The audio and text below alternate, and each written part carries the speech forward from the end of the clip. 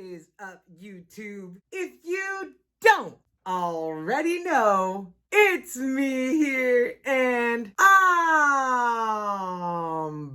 back.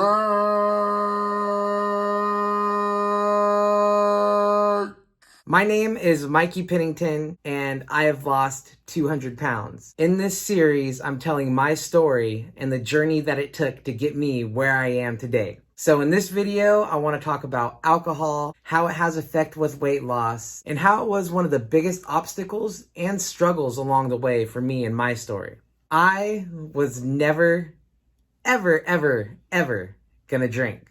Or at least that's what I thought. Now, I went through high school, I was never big on partying, and I feel like that's the time when everybody's really like getting into partying too, you know? I had friends that would drink alcohol at school, they'd be smoking weed in the bathrooms, getting high, getting drunk. Most of my good friends were never really too big in partying. Even the ones that did never really pressured me to partake. There were a few times that I remember growing up, I kind of tried alcohol, nothing too serious. First time I can remember, I was like 8 or 9 years old. I think there was some Budweisers in the fridge, and I remember I had one and I cracked it open. I don't even know how, actually, I don't know if that's how it happened or not. But for some reason, I had a beer and I tried a beer for some reason, man. I was just talking with my friends yesterday too, how like, man, I don't remember being like 3 years old. Do you remember being 3 years old? Because I don't. And I just remember that it tasted really bad. It was not good at all. It tasted bad. If there's anything I dislike more than a Budweiser, it's nothing, because nothing is worse than a Budweiser. Other than an IPA,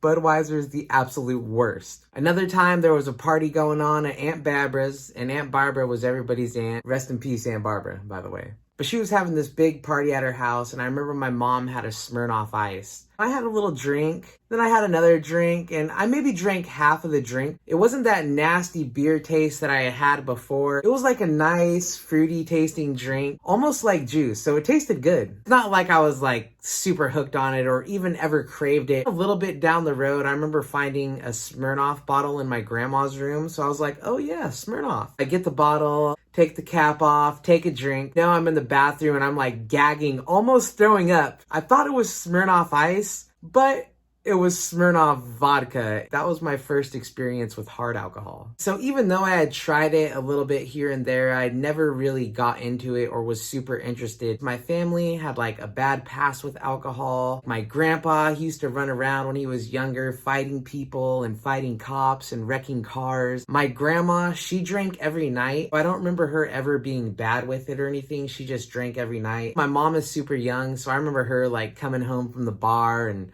her being all messed up and her head would be in the toilet and she's like throwing up. My grandpa's getting pissed off. And along with alcohol, there was also addiction to other substances. The older I got, the more aware I became of that. And that was just something that I never ever wanted to get into. I never wanted to drink, never wanted to smoke, never wanted to do nothing. And I was just going to be straight edge and I was going to be good forever. And who needs to drink anyways? Because at the time, you know, I was going to be a famous rapper. Actually making songs about getting drunk and doing drugs and shooting guns. Never actually did any of that stuff, and I was that rapper that was all about the action but was not really about the action. This is basic thugonomics. Before I go into the next part, I just wanted to kind of give you guys a little bit of background on how I felt about alcohol. So after high school, I went to college. I was going out to the Art Institute of San Francisco, in San Francisco, of course. Still had a horrible diet, and I think around this time, I was probably sitting somewhere around 340 to 350. And while I was living out there, I was living in a place called the Fillmore, and that's where all the students that lived in the housing, they would just put us in there. I would get most of my money from financial aid, but I also was doing street performing out in Fisherman's Wharf. I would be out there singing with my little guitar and like my little signs and everything, and I would actually make some pretty good money doing that. All of my money pretty much went to fast food. I don't even remember going grocery shopping when I lived there. I don't think I even had groceries. Like, I think I might have possibly had some chicken, maybe some top ramen, but I cannot ever specifically ever really remember ever going grocery shopping while I was there. There was a Carl's Jr. in the building underneath my school. I would go there a lot. A McDonald's a block away, and during that time I was like really into the McDanks. Some of you guys might know them as the McGangbangs. It's where you get a McChicken and you get a McDouble. Then you open the McDouble and you put the McChicken in it and then you just eat it like that. It was very convenient because even on the way to the bus stop or on the way back home to the bus stop, that's where the McDonald's was. And a lot of days getting Carl's Jr., a lot of days hitting that McDonald's. I really cannot ever remember grocery shopping. Actually, I did have chicken because I remember like using my chicken for one of my culinary friends to make us some chicken and waffles. So in each apartment, they would put 4 students, 2-bedroom apartment, and then you got 4 students in each one. All of my roommates were into the partying, the drinking, and the smoking, and I was the only one who didn't do it. One of the roommates left the school and we got a new roommate in. This guy was like me. He didn't smoke or drink either. Our roommates, they would be out partying or just somewhere away from the house. There was also a Domino's like downstairs too, like right across the street from where we lived. We would use this time to order a pizza. We would each get like a large pizza or a medium pizza. I don't know what size it was. There was always like a lot of people at our house, and our house was actually like a pretty poppin' spot. We order a pizza and we just take a whole pizza to our dome. We didn't have to worry about sharing a slice or anybody asking us for a piece. I remember this was like a huge thing for us. Like anytime we had a chance, we just have to order that pizza. I remember shortly after I moved in, one of my roommates was like, I'll give you a month before you're out here with us partying and drinking and smoking. And I was like, no way, man. Not gonna happen. Not gonna happen. About a month later, I had some friends in town. They were visiting from back home. I ended up drinking for the first time. I started going like really hard, like really fast. Once I started, I just didn't even stop. And I kept going and going. I think I drank like 7 or 11 days in a row. I remember calling my mom and telling her that I had started drinking and she wasn't happy. I made her cry. I'd said for so long that I would never do it. And here I am. I drink one time and I'm just hitting every party, drinking every day, doing the whole damn thing, you know what I'm saying? And at this point, not only do I have a horrible diet, but now I'm drinking alcohol. I remember my family had came to visit me and my grandpa telling me that my gut looked like it went down a little bit. A lot of walking out there. There's a lot of hills in San Francisco. So I probably was burning more calories than I was used to. Even if I was slightly losing a little bit of weight, adding alcohol to my diet definitely canceled that. I don't ever really remember losing much weight at all there. Like I was still the same size whenever I left as when I went. I'm eating this horrible food, never missing out on a chance to party. Tuesday night's beer pong? All right. Wednesday night something? All right. Friday night? Yes. Saturday, Sunday, it doesn't matter. Anytime we're drinking a party, I'm there. So if there's anything that I was doing right before this point, it was not consuming the calories from drinking alcohol. And if there's one thing that I could have done that would have made everything so much more worse, it's adding alcohol. Even if you're drinking a light beer, one bottle is still going to be somewhere around 100 calories. And light beers aren't so light if you're drinking like 15 of them. That's why, you know, that uncle that you have, he always has a beer when you see him, always drinking. He's got the big old belly. That's because he consumes so many calories from all the beers that he's drinking. Now, you don't get to choose where you get the fat. In my case, I was just like big everywhere. So, you know, big stomach, big everything, big legs, big everything, big face, everything big. I was thick. I want them real thick and juicy. Then other people, they might just have a big old beer belly and little tiny toothpick legs. You never know. Everybody's different. And along with all the extra calories from the alcohol itself, then comes those late night munchies. We had a 24/7 Subway like down the road, and I spent many drunk nights in there. Like if it was too late to get anything else, we're for sure hitting the 24/7 Subway, no doubt about it. Like I remember one of the first times I was drunk going to the Subway, like there was a big old line of people and I was like calling people Pikachu, calling people Pikachu and Charizard, and like I was giving everybody Pokemon names. It's like an unwritten rule that like every time you get drunk, you just have to go and get fast food after. Go to Carl's Jr., get you a nice big old burger, or go to Jack in the Box, order 20 orders of tacos. You guys know how it goes. And that's why, like I said, if there's any one thing I could have done that would have made everything worse, it's literally start drinking because of things like this, because of the extra alcohol calories, because of all the binges and the munchies, and then you come home drunk and you eat everything in the cupboard. And this is something that I would do frequently, and I never really stopped doing it after I started.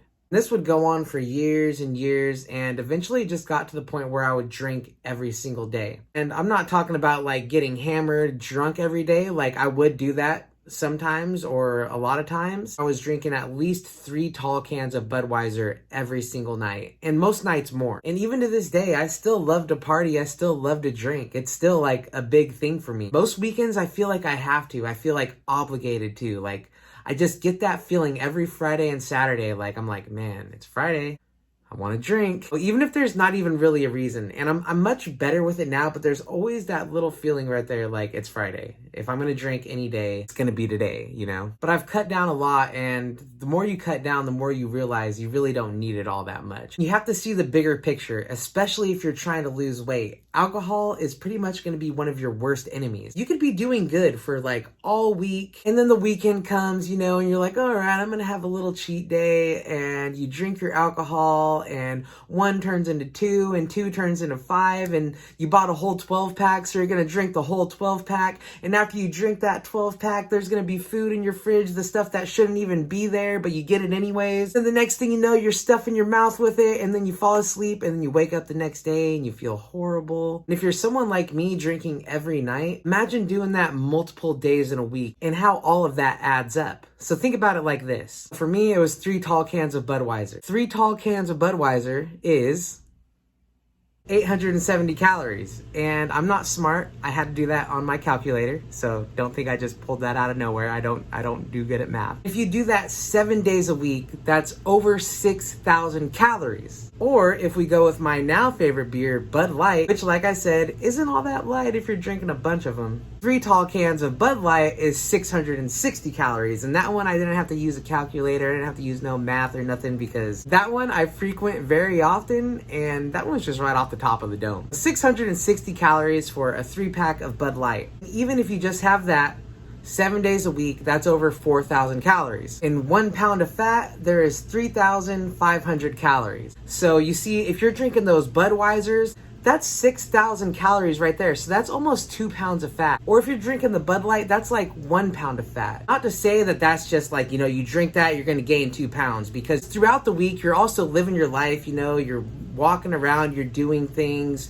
your metabolism, all that stuff, you're burning calories. So it's not like, you know, you drink every day, drink the 3 tall cans, you're not burning it off. But if you're taking in more than your body needs and you're in a surplus, you're gonna gain weight. You might burn some of those 6,000 calories, but some of those might be left over. And you might not notice it, but weeks go by and months go by, and the next thing you know, you've gained like 20 pounds. So it's just not helpful if you're trying to lose weight. You have all those calories from alcohol, and you add that to a bad diet. You're trying and nothing is working, yet you have these weekends where you're like drinking all kinds of alcohol and binge eating, and it's only for 1 day. And if you're doing good for all those days and then 1 day you completely trash it, that adds to all the other days you did good. You either go nowhere at all, or it could even make you gain weight. So if you're someone like I was and you're drinking like quite frequently, try to cut back a little bit. One of the first things I did when I actually tried to start losing weight, which I will get into in a future video, we're gonna get to that part like pretty soon. One of the things that I did was stop drinking every night. Like I said, I was drinking 3 tall cans every night, and I cut that down to 2. And that's a good place to start, just cutting down. I know sometimes it's hard to like break the habit, especially if you've been doing it for a long time, or you feel like you're gonna miss out on the fun if you're not drinking. I'm telling you, there's been plenty of times where like I feel obligated to drink. I get that feeling where I'm missing out on the fun, and then I have this night out, and then I realize that it's really not all that I thought it was gonna be. If you wanna lose weight, taking the sacrifice of cutting down is something you should be willing to take for your health, to be happy, to look good, to feel good. It would definitely be something worthwhile. And I'm not saying that you have to stop completely, because even myself, like I can't ever imagine myself not drinking, but I can limit it. I don't have to do it all the time. I don't have to drink every night. I don't have to drink every weekend.